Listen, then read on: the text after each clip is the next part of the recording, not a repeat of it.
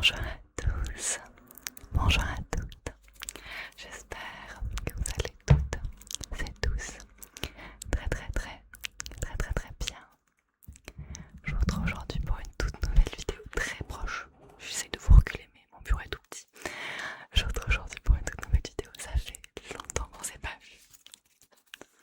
Je suis trop contente d'être de retour. Je vais essayer de poster plus souvent mais ma vie est un peu mouvementée en ce moment donc je garantis rien. J'espère que vous entendez pas trop de bruit de fond, j'ai la fenêtre ouverte parce que je meurs de chaud. Je suis désolée pour mon absence, voilà, j'ai pas particulièrement d'excuses, d'où le fait que je revienne direct avec une nouvelle vidéo et pas avec une vidéo d'excuses. Mais vous voyez que ça fait longtemps quand vous voyez que mes cheveux sont infinis. Je suis désolée si la caméra a l'air floue, mon téléphone est nul, voilà. Bref, fin des excuses, aujourd'hui ça va être une vidéo avec beaucoup de blabla. Beaucoup de blabla. Puisque c'est une vidéo qui va être en deux parties, la deuxième partie je ne sais pas quand je la sortirai, d'accord. Mais c'est une vidéo dans laquelle je vais parler des films que j'ai vus récemment. Alors la majorité des films sont des films que j'ai vus en juin, sauf un que j'ai vu en mai, mais j'avais trop envie d'en parler. Si vous regardez les lives, vous savez de quel film je parle. Je vous fais deux parties pour cette vidéo parce qu'il y a des films que j'ai vus au cinéma et des films que j'ai vus chez moi. Et donc du coup, je vous fais la partie des films au cinéma et la partie des films chez moi. Et la partie d'aujourd'hui c'est les films que j'ai vus au cinéma. Alors je vais essayer de parler d'abord du film sans spoil, puis du film avec spoil. Et donc je vais essayer de mettre dans la description tous les timecodes de quel film je parle et à partir de quel moment je spoil. Donc pour tous ceux qui ne les ont pas vus, vous allez juste avoir du blabla. Et pour tous ceux qui les ont vus, vous allez avoir mon avis sur des films puisque je suis devenue addict au cinéma. Addict. Et j'ai ici ma petite liste avec les films du cinéma et les films pour la prochaine fois. Oh my god. Et avec toutes mes notes que j'ai mis sur Letterboxd.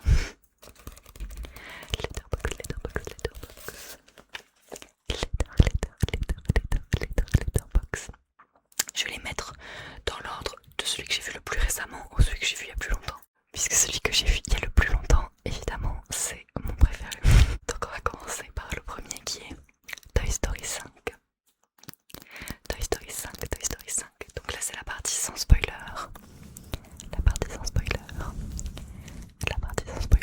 Et je vous mettrai en description à partir de quand je commence à spoiler. Alors moi Toy Story 5, je l'ai bien aimé, j'ai mis 3,5 sur 5. 3,5 sur 5. Je l'ai bien aimé, j'ai trouvé que c'était un bon film d'animation. Après je vous avoue que je suis pas une très grande fan de la licence Toy Story. C'est pas que j'aime pas, c'est juste que j'ai pas trop grandi avec. J'ai plus grandi avec les Indestructibles personnellement. Les Indestructibles. Donc c'est vrai que ça me touche moins, tout ce qui touche à Toy Story, ça m'impacte moins. Mais c'était un très bon film d'animation, un très bon Toy Story aussi. J'étais allée voir le 4 au cinéma il y a 7 ans, donc ça fait un peu bizarre d'y retourner. Après je trouvais qu'il était vachement cool et l'animation était très belle. Les blagues étaient assez drôles, mais je trouve qu'il y a des films d'animation pour enfants qui à mes yeux sont plus drôles pour les adultes que celui-là de Toy Story. Après j'ai beaucoup aimé les thèmes. Donc c'est pas un spoil si vous avez regardé la bande-annonce, hein, les jouets sont remplacés par un écran. Et moi je trouve que c'est un thème important de parler du fait que tous les enfants sont devant les écrans maintenant et que absolument tout est remplacé par de l'électrique. Donc j'ai trouvé que c'était un thème assez intéressant à aborder et assez cool aussi à aborder pour un film pour enfants. Puisque la cible, ceux qui vont aller voir ce film, qui sont assez jeunes, se rendent pas forcément compte d'à quel point ça peut être abrutissant. Dit la meuf complètement addict à TikTok.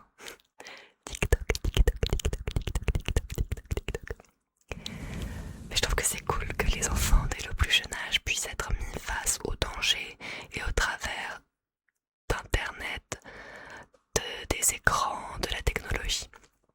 Donc c'est vrai que j'ai trouvé que c'était assez intéressant d'aborder ça dans un film pour enfants.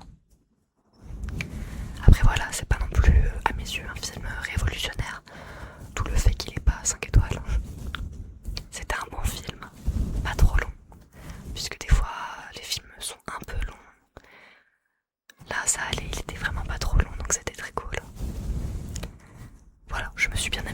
séance. Après, est-ce que j'irai le revoir? Non, pas forcément.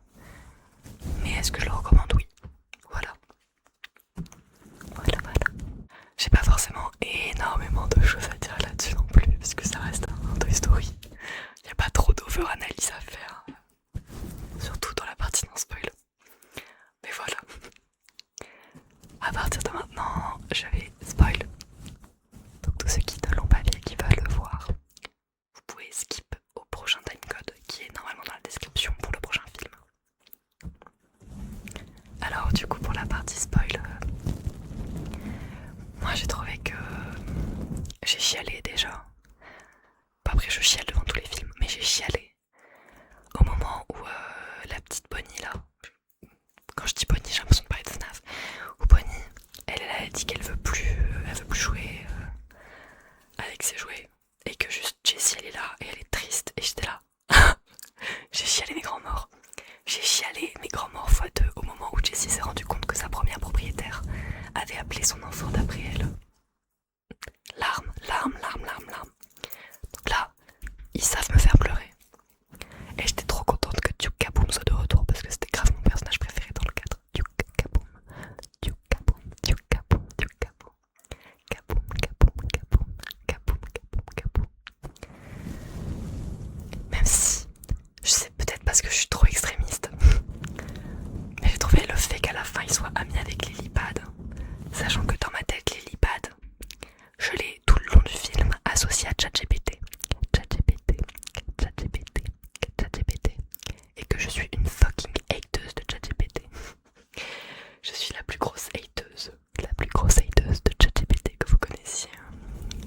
Je m'en sers absolument dans aucun cas. Et je regarde en bizarre tous les gens qui s'en servent. Et donc du coup, j'ai imaginé dans ma tête que Lilipad était ChatGPT et je me suis identifiée à Jessie qui détestait Lilipad. Détestait Lilipad, Lilipad, Lilipad, Lilipad. Et du coup ça m'a saoulé qu'à la fin tout devienne normal, que Lilipad fasse partie du quotidien de manière modérée, machin et tout. Parce que dans ma tête c'était ChatGPT. Et donc ça m'a saoulé que ChatGPT soit accepté au sein de la maison, du foyer. Je suis une grosse hateuse, voilà. Après le personnage de Jonathan Cohen, rouleau potou, rouleau pote je crois. Très drôle. J'ai beaucoup aimé, après je suis un peu une enfant, les vannes de pipi caca ça me fait beaucoup rire. Pipi caca caca. Donc voilà. Mais c'était un bon film d'animation, je trouvais qu'il était cool et qu'il abordait bien le thème de la technologie. Même si je trouve qu'il aurait pu aller plus loin sur le côté IA un peu. Après, je sais qu'il y a plein de gens qui partagent pas mon avis sur ChatGPT, donc je peux comprendre aussi que pour un film comme ça, qui est fait pour les masses, ce soit pas le sujet le plus abordé non plus. Voilà, c'était mon avis sur Toy Story 5. Ensuite, le prochain film, c'est le film Backroom.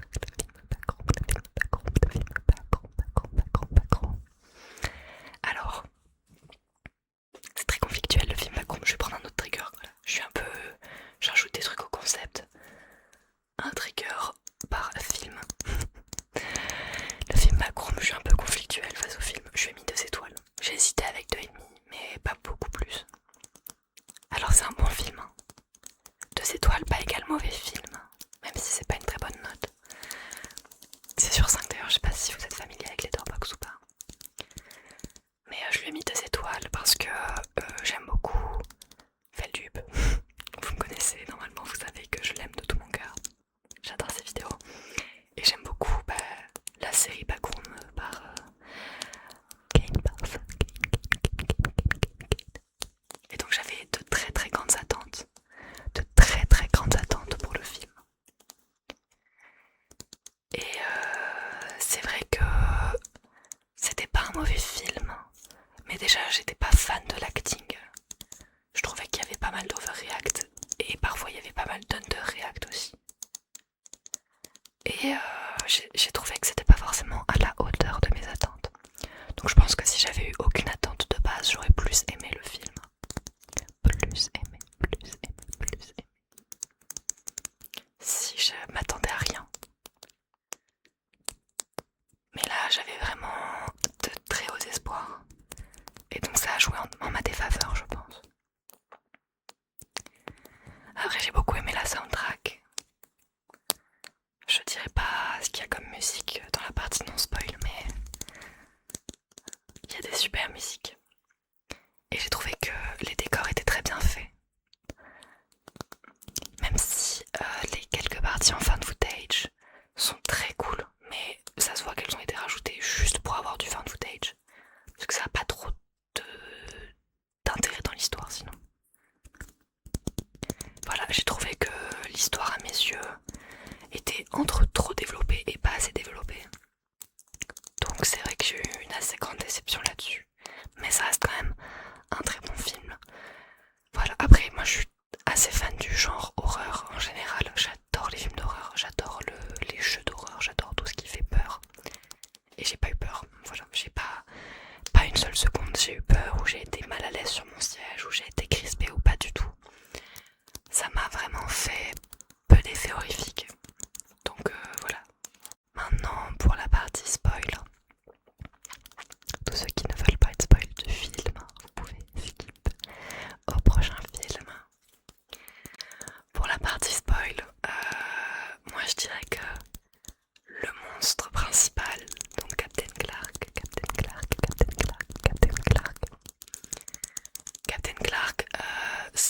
ça m'a saoulé. Le design est excellent. Le design est excellent et je suis d'accord qu'il fait très peur, mais en fait, moi ce que j'aime dans les backrooms, c'est le côté inconnu. C'est le côté inconnu, c'est le côté inconnu, c'est le côté inconnu. J'aime le fait que la menace soit vague. J'adore le côté on avance dans un endroit qu'on ne comprend pas, qu'on ne connaît pas et on sent qu'il y a une présence avec nous mais on ne sait pas mettre des mots dessus, on ne sait pas mettre des images dessus. Et là ce film, il met littéralement des images et un nom sur la menace qui te poursuit. Alors c'est un parti pris et je peux comprendre que ça plaise à certains. Moi j'ai pas trop aimé parce que je trouvais que ça enlevait le côté backroom justement. Et même Clark de base, le premier personnage, je sais pas si on peut le considérer comme un personnage principal, mais le premier personnage Clark, il rentre et ressort des backrooms comme si c'était chez sa daronne. Enfin, pour moi c'est pas un environnement qui fait peur. Et c'est vrai que pour moi ça m'a vachement sorti du truc. Mais je trouve que par contre c'est assez intéressant.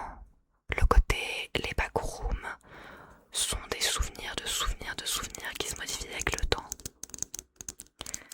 Je trouve que c'est assez intéressant comme concept et moi j'ai une mini théorie qui est basée uniquement sur l'utilisation d'une musique de The Caretaker.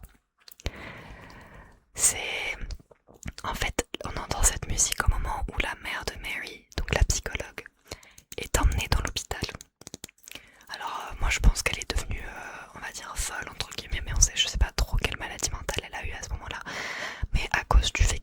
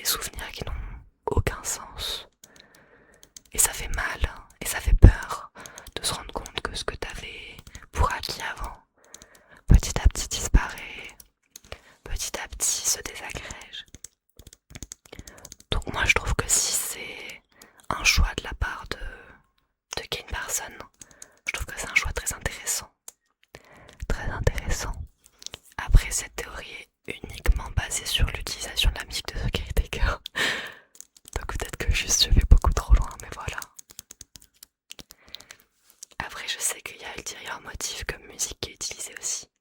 Si vous regardez vite de Hautefeld, vous connaissez aussi, c'était la musique qui a été perdue pendant très longtemps et qui a été retrouvée dans un contexte un peu particulier, on va dire.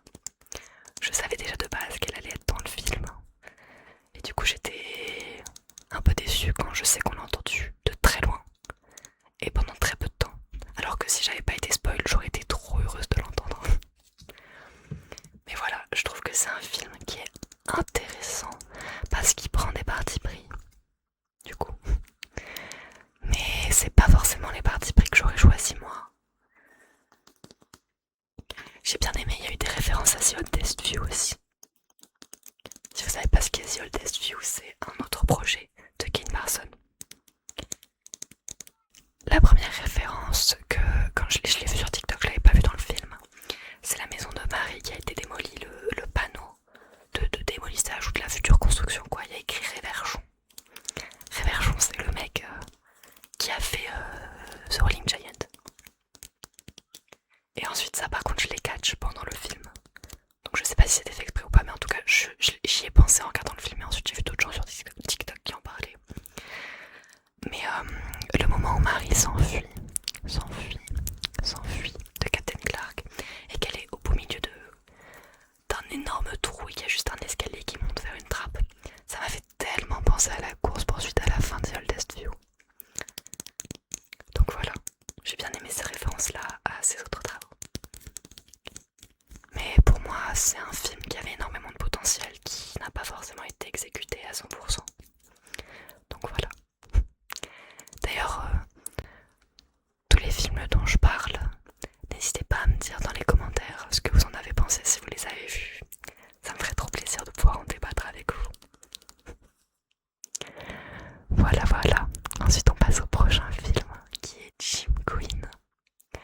Jim Queen, Jim Queen, Jim Queen, Jim Queen, Jim Queen. Jim Queen, 4 étoiles, j'ai mis. 4 étoiles, 4 étoiles, 4 étoiles. Alors Jim Queen, du coup, pour les bacs et pour Toy Story, j'ai décidé de pas vous raconter ce que c'était parce que j'estime que c'est assez connu pour que vous ayez pas besoin que je vous raconte.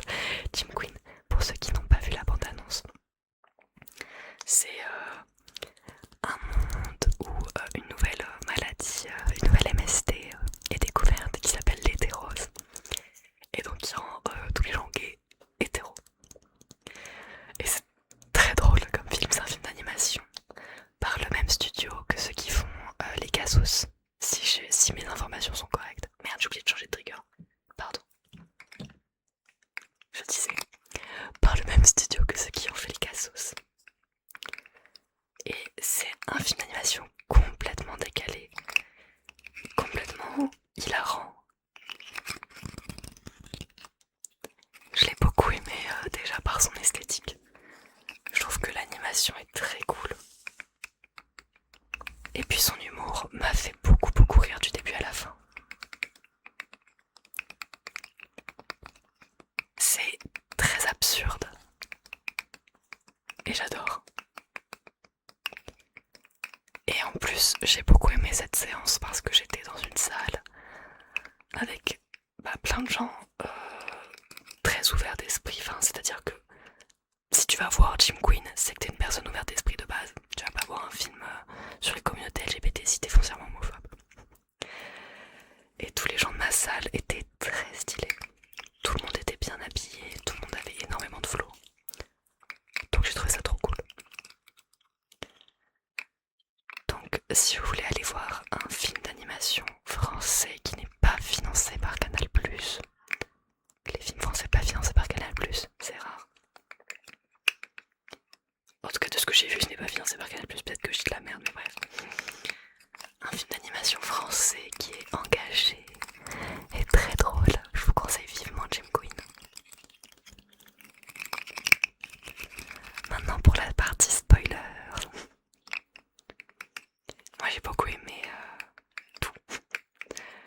Comme je l'ai dit, ça m'a fait beaucoup rire. Et j'adore le fait qu'il n'y ait aucun filtre.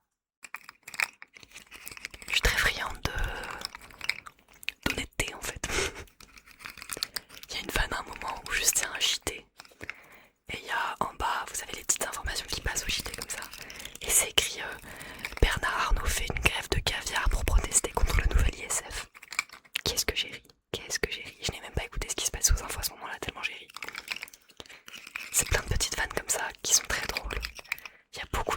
références à la pop culture, beaucoup de vannes très très rigolotes.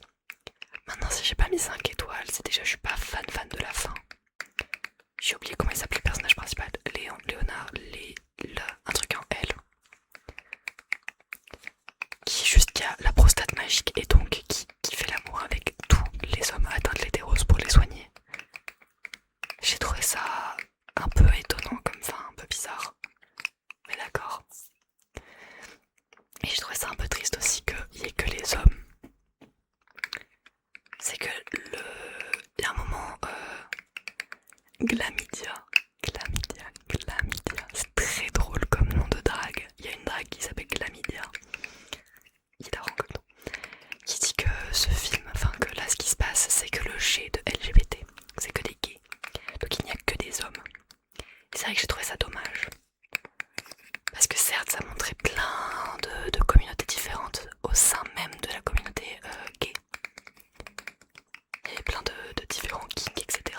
Et même s'ils étaient un peu mis à la ridicule, je trouvais que c'était pas ridicule dans le sens où c'est critique, puisqu'après c'était quand même sur la fin, ils s'étaient mis tous ensemble au sein même de la communauté, donc j'ai bien aimé le fait que ça kink shame pas. Enfin après c'est peut-être parce que je fais pas partie des communautés et que du coup moi je trouvais pas que ça kink shame, mais peut-être que je sais pas si les gens au sein même des communautés ont trouvé que ça kink shame. J'ai bien aimé le fait que ça kink shame pas. Mais par contre ça montre que des hommes. Littéralement il y a 2 personnages féminins. Il y a Nina, c'est pas moi mais une queen qui s'appelle Nina. Et la daronne du mec, la ministre. Voilà, après il n'y a aucun autre personnage féminin. Donc j'ai trouvé ça un peu dommage, tout le fait que j'ai pas mis 5 étoiles. Qu'on ne mentionne que les hommes. Puisque il y a plein d'autres personnes, plein d'autres genres dans la communauté LGBT. C'est dommage de ne se concentrer que sur un d'entre eux. Mon ordinateur s'est mis en veille. Alors qu'il enregistre le son. Ok, c'est bon, tout va bien. Mais voilà. Sinon le film était très drôle, très décalé. Et en plus pas très long, je crois qu'il dure 1h25, 1h30, un truc comme ça, donc ça passe vite, de ouf. Donc voilà, si vous aimez ce genre d'humour, n'hésitez pas à aller le voir. Il est trop cool. Prochain trigger, prochain film, Colonie. Colonie.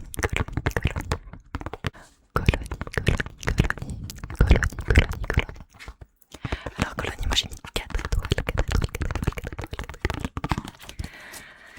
Colonie, c'est un film coréen par le réalisateur du Dernier Train pour Busan, je sais pas comment ça se prononce. Perso, je l'ai pas vu. Et j'ai vu beaucoup d'avis sur Letterboxd qui le comparaient justement à ce film-là, qui disaient qu'il était bien moins bien. Mais moi du coup j'ai mis 4 étoiles parce que je n'ai absolument pas vu Train to Busan. Et du coup j'en ai rien à foutre de le comparer à celui-là. Mais voilà, ceux qui l'ont vu, sachez que Colonie c'est par le même réalisateur. Alors donc c'est un film de zombies, Colonie, où je sais pas ce qui est montré dans la bande-annonce ou pas, donc je sais pas ce qui spoil ou pas. Mais je vais me contenter de dire que les zombies sont différents de ceux qu'on a l'habitude de voir. Donc j'ai trouvé ça très original. Et j'ai pas vu beaucoup de films de zombies dans ma vie. Donc je pourrais pas non plus vous dire si c'est très différent par rapport à ce qu'on a l'habitude de voir. Mais en tout cas moi j'ai trouvé vachement cool. Même si je trouvais que parfois les personnages avaient des décisions qui étaient pas très smart. J'étais très contente que le personnage principal soit une femme super intelligente. Même il y a une autre femme très intelligente dans le film aussi. Donc les femmes sont intelligentes en général, même s'il y en a une qui est... Oh, bref. Et j'aime quand les films utilisent des femmes intelligentes. J'ai pleuré. C'est un film de zombies, évidemment qu'il y a des morts. J'ai pleuré à peu près chaque mort. Et c'était trop cool. Et j'ai un truc que j'ai beaucoup aimé, en plus de l'ambiance sonore, c'est la manière dont se déplacer, comment bouger les zombies. Les acteurs qui ont fait les zombies, les figurants des zombies, ils sont excellents. La manière dont ils bougeaient, c'était vraiment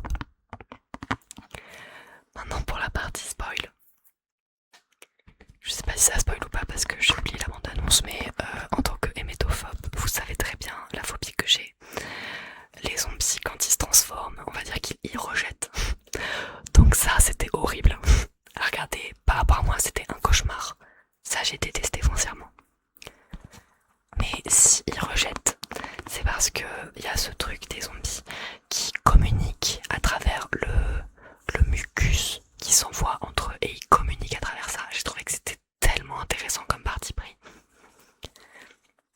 Le fait qu'un zombie puisse assimiler une information, il lève la tête et il donne les informations à tout le reste des zombies. C'est terrifiant. Et j'ai trouvé ça trop cool. Des zombies intelligents, c'est trop stylé. On a l'habitude d'avoir des zombies qui sont dépeints comme sans cerveau, très bêtes, etc. Et là, le fait que ce soit des zombies qui puissent apprendre au début du film, ils sont à quatre pattes où ils rampent. Et après, ils apprennent à marcher debout, ils apprennent à courir, ils apprennent à différencier les mannequins des humains. C'est très stylé. À un moment, il y a un zombie qui écrit sur un téléphone et qui partage des informations qu'il lit sur le téléphone à tout le reste des zombies. C'est vraiment trop stylé. Le méchant aussi est très stylé. Le méchant qui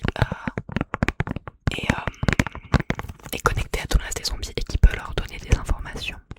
C'est trop cool, sachant qu'il a dit au début, avant de faire ça, qu'il était l'antidote et donc du coup les autorités ne voulaient pas le tuer. C'est trop stylé. Et j'ai beaucoup aimé aussi le fait que ça montre que en fait les femmes ont au bout d'un moment compris que c'était pas l'antidote, c'était juste que s'il était en vie, tous les zombies continuaient de lui obéir. Et donc du coup il fallait le tuer. Sauf que vu qu'il a dit qu'il était l'antidote, le gouvernement a décidé de le garder en vie coûte que coûte, pour pas que toutes les familles des gens pètent un plomb. Parce qu'on a tué le seul qui pouvait rendre leur humanité aux gens qui ont été transformés dans le centre commercial. Et je trouvais que c'était trop stylé, ce raisonnement, dans le sens où ça montre que d'un côté c'est compliqué de dire aux familles mais en fait c'était pas l'antidote, on s'est fait avoir, c'était juste le patient zéro et donc celui qui fait que tout le monde a été transformé et celui qui fait que tout le monde est toujours zombifié. Et d'un autre côté j'ai beaucoup aimé le fait que ça montre que le gouvernement parfois ne veut pas prendre position sur un certain sujet, même si la position est nécessaire, parce que ça va lui donner une mauvaise image. Il préférait laisser la contamination se propager plutôt que de tuer l'antidote et donc d'avoir une mauvaise image auprès du peuple. Et donc j'ai trouvé ça trop cool que le film montre ça. Et encore plus cool que ce soit deux femmes qui se soient rendues compte ensemble de ce qu'il fallait faire et que une femme aille à l'encontre des directives qu'on lui a données pour écouter son instinct. J'ai trouvé ça trop bien. Même si j'ai moins aimé la fin ouverte. Ou à la fin, juste la dernière frame, c'est un zombie qui se relève. Genre what the fuck, ils étaient pas censés être tous morts. Donc de ce côté là j'ai moins compris pourquoi ils avaient fait ça. Mais c'était super stylé. La scène où juste ils courent tous en rond comme ça. Incroyablement stylé, j'ai adoré. Donc j'ai beaucoup aimé le message que le film faisait passer. Je sais pas si c'était le seul et unique message, le gouvernement comme ça, mais moi je trouvais ça très intéressant, même si je pense qu'il y a plein d'autres choses à analyser. C'est ça qui m'a le plus marqué. Donc moi j'ai trouvé très cool. Voilà. Ensuite, le prochain film. Qu'est-ce que je peux faire comme trigger? On va faire celui-là. Le prochain film, c'est Le Vertige de Quentin Dupieux. Le vertige de Quentin Dupieux. Alors moi je lui ai mis 3 étoiles. Le Vertige, c'est un film de Quentin Dupieux, donc c'est un film qui n'a aucun sens. J'ai vu que 3 films de Quentin Dupieux. J'ai vu Mandibule que j'ai pas du tout aimé. J'ai vu Yannick où j'ai chialé mes grands morts. Et j'ai vu Le Vertige. Le Vertige du coup c'est un film en 3D style PS2 dégueulasse. J'adore ce style visuel là, donc j'ai adoré. Visuellement j'ai trouvé trop cool, moche mais trop beau à mes yeux. Enfin je sais pas comment expliquer mais j'ai adoré le style visuel. Et en gros c'est un mec qui est persuadé qu'il vit dans une simulation. Et du coup il va dire ça à son pote et il dit gros on vit dans une simulation. Alors le scénar est fun pour un court métrage. Mais là c'est vrai que c'est un film de 1 heure qui était quand même trop long à mes yeux. J'ai mis 3 étoiles parce que ça reste quand même drôle. C'est Jonathan Cohen et Alain Chabat, c'est forcément rigolo. Donc j'avoue que j'ai rigolé. J'ai pas mal rigolé devant le film. Et en plus il y a un pigeon. Donc c'était trop cool. Mais c'est vrai que bon, niveau scénario ça reste très loufoque, ça reste très Quentin Dupieux. Donc je peux pas me permettre de mettre plus que 3 étoiles, j'ai hésité entre 2,5 et 3. Mais j'adore vraiment les graphismes. Donc je me suis permise de rajouter la demi-étoile en plus. Après voilà, c'est un film qui est très court. Donc comme j'ai dit, il dure 1h07. Ça fait 67 minutes. J'ai beaucoup ri quand j'ai vu ça. Il dure 1h07. Donc si vous payez votre place d'impôt, ça fait chier de payer 15 balles pour voir 1 heure de film. Si vous avez des réductions, ça vaut le coup d'y aller. Il est court, il est efficace. Il est cool. Après c'est pas le film de l'année non plus. Moi j'ai trouvé qu'il était pas mauvais. Maintenant pour la partie spoil. Tout le film était cool. Mais pitié, la fin. Après le flash forward. Enfin après même l'ellipse en fait. C'est quoi cette fin de merde? Juste ils se sont dit. Ok, bah déjà à partir du moment où le nain, je sais pas comment il s'appelle, Christophe je crois, il meurt et qui dit à Jonathan Cohen, j'ai oublié le nom de son personnage aussi, de continuer ses recherches et de pas en parler à l'autre. Ça n'avait plus aucun sens pour moi à ce moment-là. La tête qui lui parle, bon bref voilà. Les différents bugs de simulation tout au long du film étaient très drôles à mes yeux, mais par contre, le fait que ce soit pas une simulation mais l'autre côté d'un miroir, ça n'avait aucun sens. Le fait que ce soit réellement l'autre côté d'un miroir et qu'à la fin, on voit que eux ils sont dans le mauvais côté du miroir où tout va mal, alors que de l'autre côté tout va mieux, ça c'était nul. J'ai trouvé qu'il n'y avait pas vraiment de message particulier, qu'il y avait. Enfin, voilà, j'ai mis 3 étoiles parce que j'adore les graphismes et que je les trouvais drôles. Mais c'est pas un bon film, il a rien de particulier à raconter. Vu comment j'en parle, en fait, j'aurais pas dû mettre 3 étoiles. Peut-être que j'irai baisser la note après la vidéo. Mais voilà, la fin, je l'ai trouvé claqué au sol. Et même si les scènes du début, l'accouchement et tout, c'est hilarant. C'est hilarant, le bébé dans le bain. Très très drôle. Ça m'a fait beaucoup rire. Mais voilà. C'est un film qui reste en surface et qui a pas grand chose à apporter pour moi. Mais c'était quand même, j'ai pas passé un mauvais moment et je suis contente d'être allée le voir. De toute façon, je suis pas très fan de Quentin Dupieux de base, donc voilà.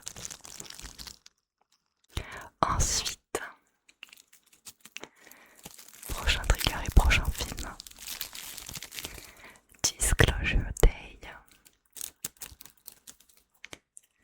C'est le nouveau film de Spielberg. On y allait avec mon papa le jour de la sortie. Je suis pas très fan. J'ai mis 2,5. En fait, je suis pas très film d'action en général et je trouvais que c'était un film qui était très action. Je sais pas ce qui est dit dans la bande-annonce parce que j'y suis allée sans voir la bande-annonce, mais en gros, c'est des gens qui font une découverte majeure et leur but c'est de diffuser cette information. Je sais pas si dans la bande-annonce ils disent quelle découverte c'est. Je crois qu'ils le disent donc je vais spoil. Je pense pas que ce soit un spoil. Ils découvrent un truc sur des aliens. L'existence des aliens, voilà. Et ils veulent diffuser ça. Moi je trouvais que c'était un film qui était long, très long. J'ai pas été très divertie. Par contre il y avait Gwen Stefani, donc ça c'est une demi-étoile, voire une étoile entière dans la note. Il y avait Sweet Escape de Gwen Stefani. Je vous spoil, mais en fait c'est juste pour moi c'est tellement excellent d'avoir cette musique quelque part, donc voilà, c'est un point positif pour aller voir le film. Après moi j'ai trouvé que les personnages n'étaient pas très utiles.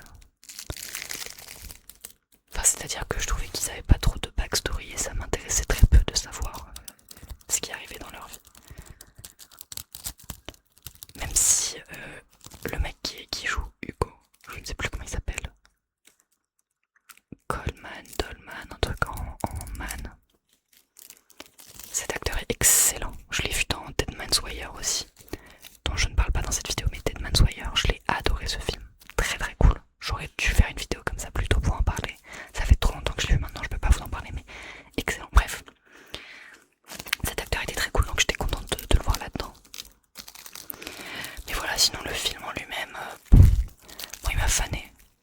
J'étais pas stressée dans les moments d'action, j'étais pas émue dans les moments émouvants, j'étais pas heureuse dans les moments joyeux, mais enfin voilà. Après ça reste quand même un bon film dans le sens où la réal est bien, les effets spéciaux sont beaux, mais enfin moi pour moi il a rien de particulier, c'est pas un film que j'irai revoir quoi.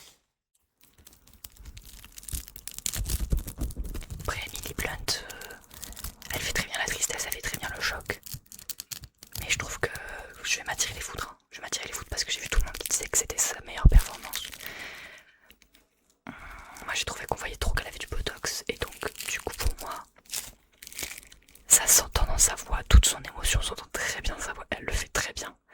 Mais au niveau de son visage, pour moi je ressens pas. Peut-être que je suis nulle en analyse d'acting, mais je ressens pas. Et puis le mec, je sais même plus comment il s'appelle. Inutile à mes yeux. Après il y avait des moments qui étaient rigolos. J'ai ri. Mais je trouvais qu'il y avait pas mal d'incohérences et que ça allait pas loin. Ça volait en surface et voilà.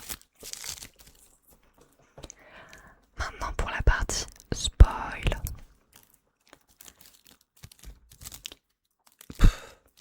On s'attend à la fin depuis le début quoi. Pour moi c'est ce genre de film où tu sais que ça va bien se finir. Moi j'aime bien quand je vais voir un film ne pas savoir ce qui va se passer. Ne pas... ou qu'il y ait une part de mystère quelque part. Là pour moi il n'y a aucune part du mystère. C'est-à-dire qu'au début on sait qu'ils veulent révéler au grand jour l'existence des aliens. Tout le film c'est eux qui essayent de révéler au grand jour l'existence des aliens. Et la fin du film c'est eux qui révèlent au grand jour l'existence des aliens. Déjà c'est un Spielberg, tu sais qu'à la fin ils vont y arriver. Il n'y a pas de stress là-dessus. Et en plus il n'y a aucun mystère de plus. C'est-à-dire que tu te dis, ah, est-ce qu'il y a un truc de plus qu'ils vont t'apporter sur les aliens? Est-ce qu'il y a un truc de dingue et tout machin? Pas du tout, c'est juste qu'ils existent. La meuf à la télé qui est choquée d'apprendre l'existence des aliens, je trouvais que c'était un moment qui était émouvant. J'ai pas pleuré, hein, parce que rien à foutre, mais c'était quand même, elle jouait très bien. Donc ça, j'ai beaucoup aimé ce passage-là. Et j'ai trouvé que c'était intéressant de voir une réaction extérieure aussi à tout ce qui se passait. Mais le reste des personnages, mais insipide, inutile. J'ai rien ressenti en fait. 2,5 je l'ai mis plus pour le film en lui-même que pour la réalisation etc. que pour ce qui se passe dedans parce que je l'ai trouvé nul. Même le méchant qui est méchant tout le long du film et à la fin juste il accepte et il fait bon bah vas-y comment ça? Genre what the fuck.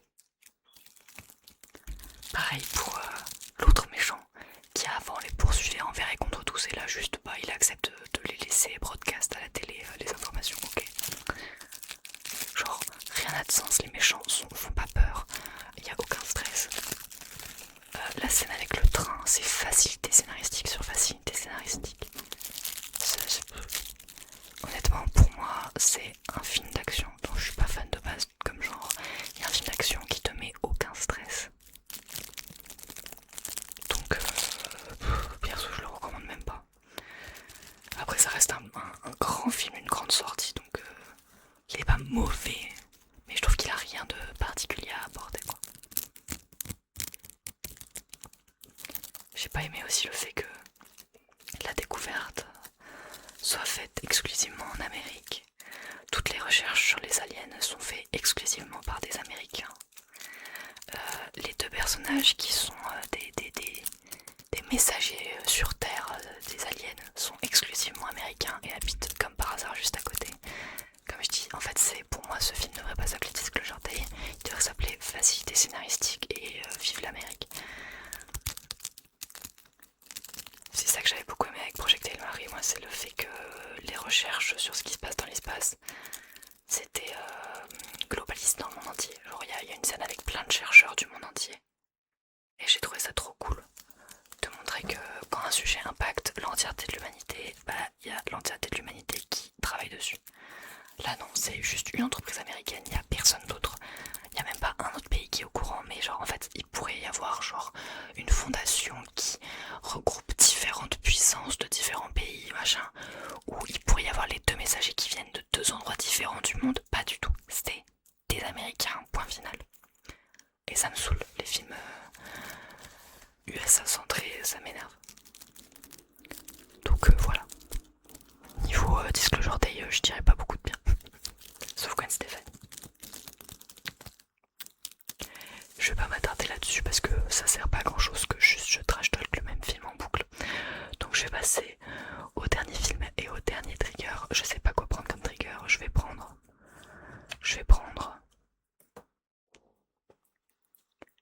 un pinceau plus petit que le premier. Et je vais parler de Obsession. Obsession.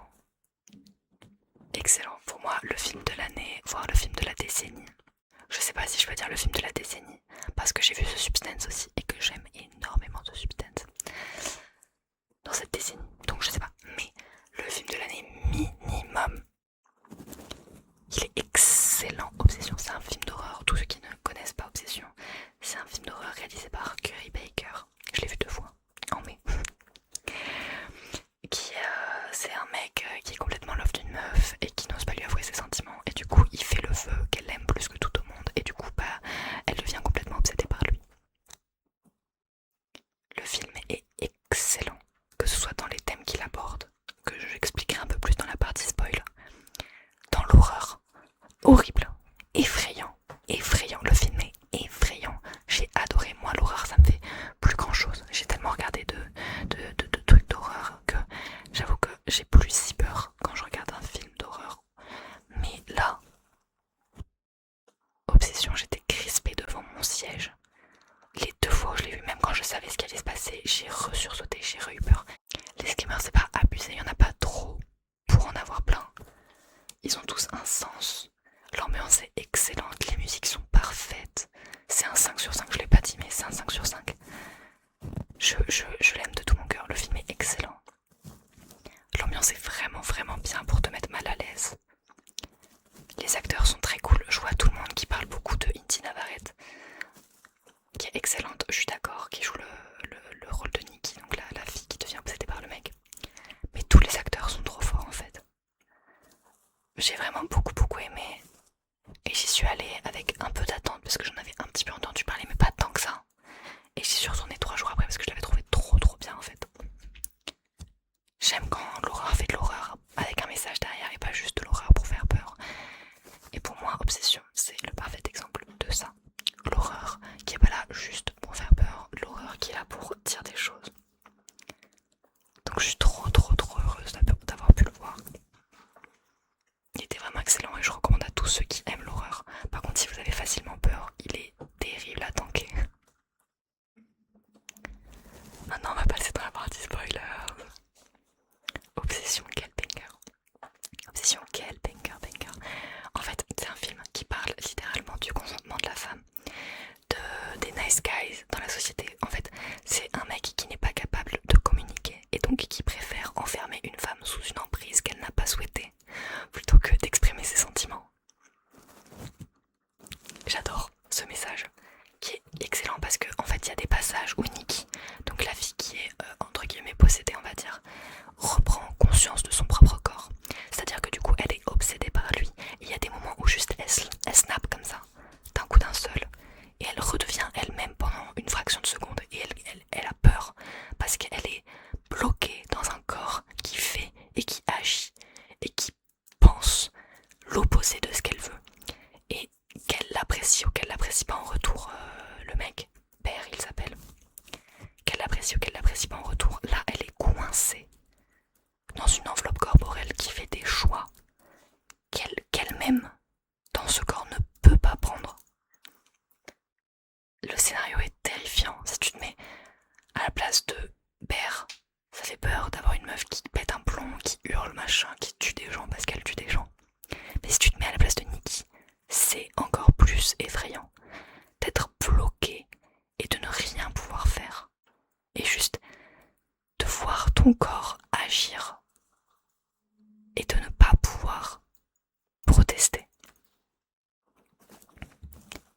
scènes les plus effrayantes, c'est évidemment les scènes où la vraie Nikki ressort.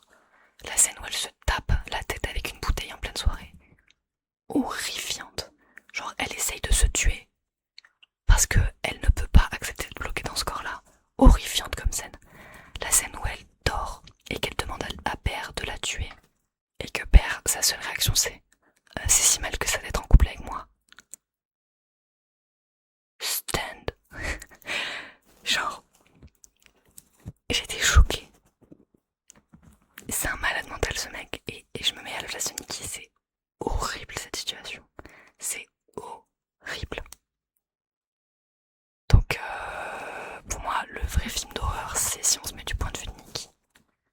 Et tout le message tout le long du nice guy qui veut remettre la faute sur la meuf alors que c'est lui qui respecte pas son consentement du début à la fin est excellent. Excellent, excellent, excellent. Je pourrais en parler pendant des heures et des heures et des heures. Mais la vidéo est déjà très longue, donc je vais en parler que pendant 5 minutes je pense. Mais tout le film est génial. Même si en tant qu'hémétophobe, évidemment il y a des scènes qui sont horribles comme d'habitude. Mais j'ai l'habitude petit à petit de savoir que je peux pas voir beaucoup de films sans avoir à un moment besoin de me cacher les yeux. Mais sinon c'était vraiment trop bien.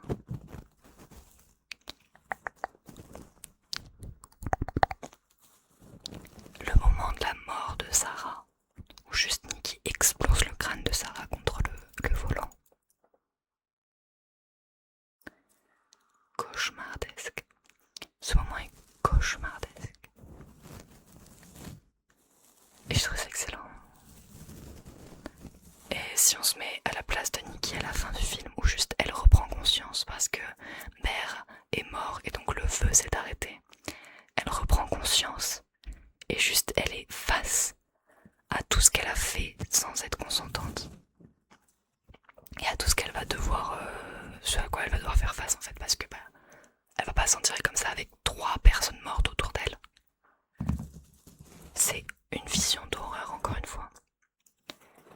Et pour moi, la pire scène, la plus effrayante, c'est la scène où ils sont en train de faire l'amour et que juste on la voit fixer le vide et il y a une petite larme qui coule.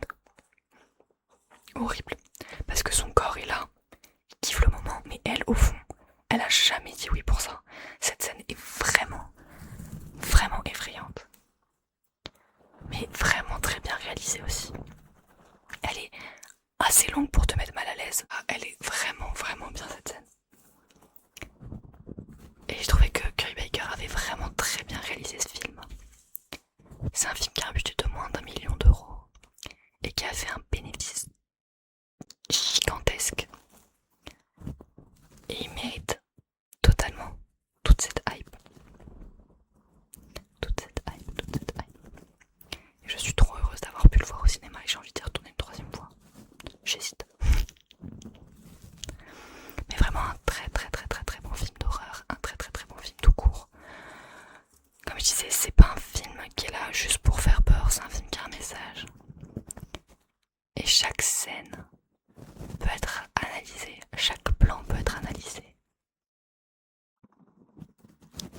Et tout a un sens. Rien que le fait que le personnage masculin s'appelle Père, je sais plus, Curry Baker, je sais plus s'il a parlé, s'il a dit que c'était un choix délibéré ou pas, mais avec tout le débat qu'il y a eu entre l'homme et l'ours, man or bear, le fait que l'homme s'appelle Bear, l'homme soit littéralement l'ours, dans tous les cas, quel que soit le choix entre l'homme et l'ours, dans tous les cas on n'est pas safe. Je trouve que c'était excellent comme idée. Et je trouve que l'acteur de Bear a très bien joué aussi. Parce qu'il était insupportable du début à la fin. Le nice guy qui se remet jamais en question. Ignoble. J'ai adoré. C'était mes avis sur les derniers films que je suis allée voir au cinéma. J'ai beaucoup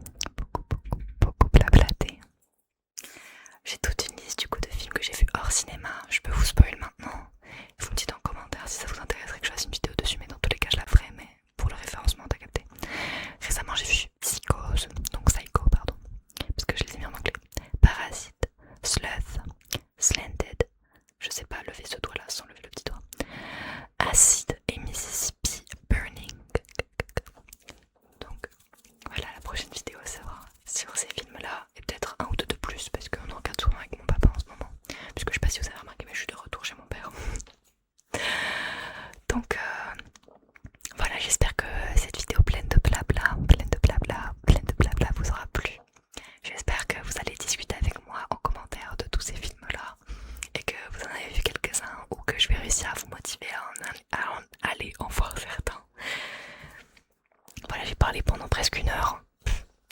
Décidément, j'ai plus de batterie sur mon téléphone. Je dis